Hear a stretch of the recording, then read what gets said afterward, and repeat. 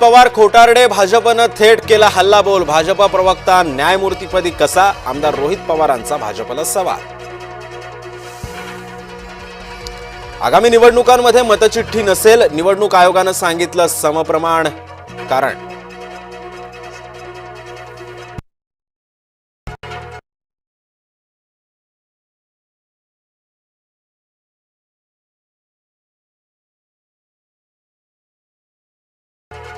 उपमुख्यमंत्री एकनाथ शिंदे आठवड्याभरात दुसऱ्यांदा दिल्लीला. शिंदेंच्या सततच्या दिल्ली दौऱ्यानं चर्चांना उधाण.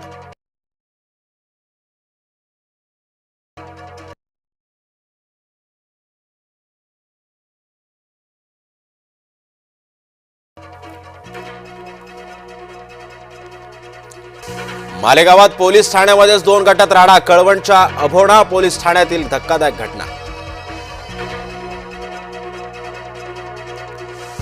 महादेवीसाठी सरकार न्यायालयात भूमिका घेणार. विशेष बैठकीतून मिळालं स्पष्ट संकेत. कबूतरखाना अचानक बंद करणं योग्य नाही. बैठकीनंतर मुख्यमंत्री देवेंद्र फडणवीसांचं वक्तव्य. खालिद का शिवाजी चित्रपटाला विरोध. वरळीतील कार्यक्रमामध्ये मुख्यमंत्र्यांसमोरच घोषणाबाजी करणाऱ्यांना पोलिसांनी ताब्यात घेतलं.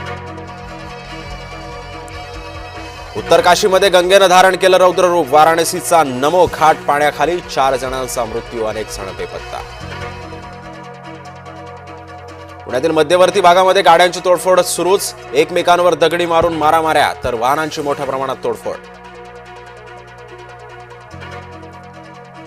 सीमेवर लढणाऱ्या सैनिकांसाठी विद्यार्थिनींना बनवल्या राख्या. 1000 राख्या आणि शुभेच्छा पत्र देत रवाना. कोरेगावच्या सरस्वती विद्यालयाचा अनोखा उपक्रम. टपाल खात्याच्या सर्व्हर घसरला. भावांना वेळेमध्ये राखी मिळेल का याची बहिणींना काळजी. मुंबईमध्ये दिव्यांग क्रीडापटूंची राष्ट्रीय जलतरण स्पर्धा. स्पर्धेतील विजेत्यांचा बक्षीस समारंभ संपन्न. विजेते भविष्यामध्ये जागतिक दिव्यांग ऑलिम्पिकमध्ये होणार सहभागी.